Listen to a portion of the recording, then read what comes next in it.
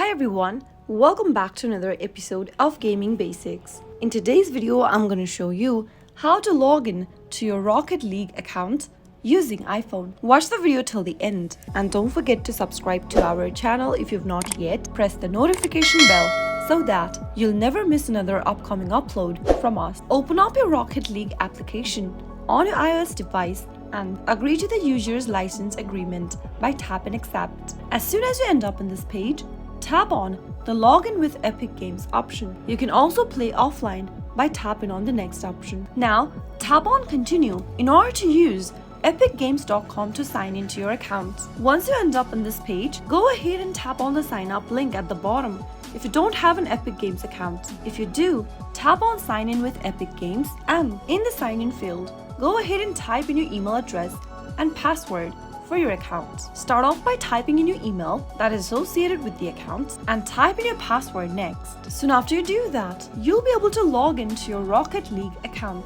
Tap on the middle of the screen and start playing the game. That is how it can be easily done. I hope the tutorial was helpful to you. If it was, go ahead and give us a thumbs up. I'll be back soon with more videos like this. Thanks for watching.